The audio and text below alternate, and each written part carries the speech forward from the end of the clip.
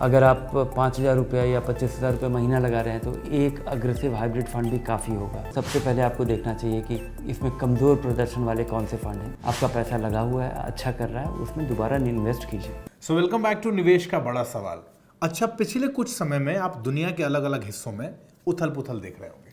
Middle east के देशों में आपसी तनाव है, लड़ाई शुरू हो गई है। हमारे देश में चुनाव है, दुनिया के अलग अलग देशों में भी चुनाव है। ऐसे में जो मार्केट की स्टेबिलिटी है उसको लेके एक फियर फैक्टर आना बहुत स्वाभाविक है। लेकिन एक बात तो अभी नोटिस कर रहे होंगे ना कि ऐसी स्थिति में भी भारतीय मार्केट ने अच्छा किया है।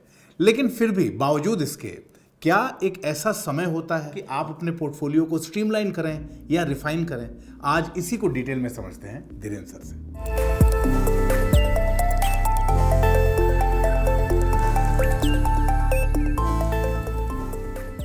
सबसे पहले तो हम लोग आपसे ये जानना चाहते हैं कि दुनिया में जब भी ऐसी स्थिति होती है, वॉर लाइक सिचुएशन है, चुनाव है, ऐसे में एक इन्वेस्टर को क्या करना चाहिए? मुख्य तौर पे आपको दो चीज़ करना है। ढेर सारा फंड है, इसको छोटा कीजिए। 3, 4, 5, 7 फंड काफ़ी होता है आपके इन्वेस्टमेंट के लिए और अच्छे डाइवर्सिफिकेशन के लिए। उससे ज़्यादा आपसे संभलेगा नहीं और आप इंटरेस्टेड भी नहीं होंगे।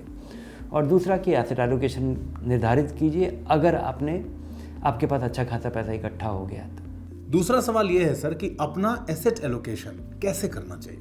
एसेट एलोकेशन ये निर्धारित करना है कि आपका कितना पैसा इक्विटी में रहेगा, कितना पैसा डेट में रहेगा। और इसको करने के लिए आपको अपने पूरे निवेश को एक साथ देखना चाहिए। आपका पैसा जो पीपीएफ में लगा हुआ है, एम्प्लॉय प्रोविडेंट फंड में लगा हुआ है, वो भी आपका डेट है। और या अगर आपके पास कोई फिक्स डिपॉजिट है या कोई बॉन्ड है, ये सारा कुछ डेट है। और अगर आपका कुछ पैसा डेट फंड में लगा हुआ है, इक्विटी फंड में लगा हुआ है, तो जब आप एसेट एलोकेशन अपना निर्धारित करने के पहले आप देखिए कि आपका पैसा लगा कितना है आपके पास। इससे ये एक फ़ायदा होगा कि आपको पता चलेगा कि आपके पास कुल पैसा कितना है जो कि इन्वेस्टेड है। और दूसरा कि उसमें कितना पैसा आपका फिक्स्ड इनकम है, क्योंकि बहुत बार लोग आपका पैसा काफ़ी सारा पैसा ईपीएफ में होता है, पीपीएफ में होता है, लेकिन आप इक्विटी के बारे में चिंतित रहते हैं। और उसमें चिंतित होने से या फ़ायदा भी होने से कोई ख़ास फ़ायदा आपको नहीं होता है, क्योंकि आपका पैसा लगा ही हुआ बहुत कम है। तो एक तो आपका ये आकलन हो पाएगा, आप जान पाएंगे कि आपके पास क्या है और कहाँ है। और उसके आधार पे आप एक स्ट्रैटेजी बना पाएंगे जिससे कि बाज़ार के उतार चढ़ाव का आप फ़ायदा उठा पाएंगे। अच्छा सर, एक इन्वेस्टर को अपने इन्वेस्टमेंट की क्वालिटी को कैसे चेक करना चाहिए? अपने इन्वेस्टमेंट्स का क्वालिटी चेक करना बहुत ही पेचीदा चीज़ है। म्यूचुअल फंड को चेक करने का एक अलग तरीका है, आपके इक्विटी होल्डिंग्स का एक अलग तरीका है। डेट आप जब देखते हैं तो उन कंपनियों का रेटिंग देखना होता है। तो ये बहुत ही कॉम्प्लिकेटेड है। वैल्यू रिसर्च ऑनलाइन पे अगर आप मॉनिटर करते हैं तो आपको एक एनालिसिस टैब में ये सब कुछ एक साथ दिखता है कि क्या अच्छा नहीं है और क्या ठीक ठाक है या अच्छा है। और इसके आधार पे आपको, मुझे लगता है कि शुरुआती दौर में निवेशकों के लिए ये एक अच्छा पॉइंटर है जिसके आधार पे आप अपना बदलाव कर सकते हैं। अच्छा सर, बहुत सारे निवेशक ये भी पूछते हैं कि अपने पोर्टफोलियो को कितना डाइवर्सिफाइड रखना सही रहेगा? निर्भर करता है आपके स्केल पे। अगर आप 5,000 रुपया या 25,000 रुपये महीना लगा रहे हैं तो एक अग्रेसिव हाइब्रिड फंड भी काफ़ी होगा। यहाँ पे आपका लगाया हुआ पैसा 30-40 स्टॉक में लगा होगा, 10-15 बॉन्ड में लगा होगा और इक्विटी और बॉन्ड में एक डाइवर्सिफाइड पोर्टफोलियो होगा। अगर आप इससे ज़्यादा लगा रहे हैं तो शायद 2 फ्लेक्सी कैप या 2 अग्रेसिव हाइब्रिड फंड भी काफ़ी होगा। अगर आपके पास पैसा अच्छा खासा इकट्ठा हो गया है और आप अपना रिस्क कम करना चाहते हैं, आप अपना फ़ंड मैनेजर का रिस्क कम करना चाहते हैं, तो मुझे लगता है कि अगर आप 4 से 5 फंड में हैं तो ये काफ़ी है। आप अच्छा डाइवर्सिफिकेशन अचीव कर पाएंगे। और कभी कोई fund manager out of favour होगा, कभी अच्छा नहीं कर रहा होगा, कभी चल नहीं रहे होंगे उसके फंड, तो भी आपके पूरे पोर्टफोलियो पे, पूरे निवेश पे इसका असर नहीं पड़ेगा।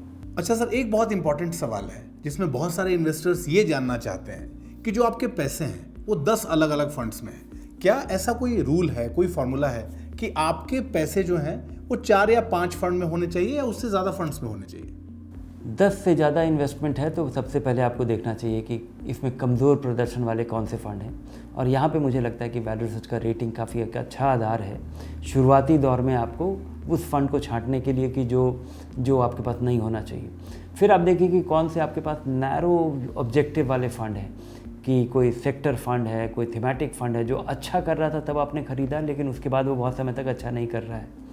तो कोशिश कीजिए कि आपके इन्वेस्टमेंट का फोकस ये होना चाहिए कि वो डाइवर्सिफाइड है और बहुत ज़्यादा पैसा एक ही जगह नहीं लगा हुआ है और बहुत ज़्यादा ढेर सारे इन्वेस्टमेंट में आपका पैसा फैला हुआ नहीं हो।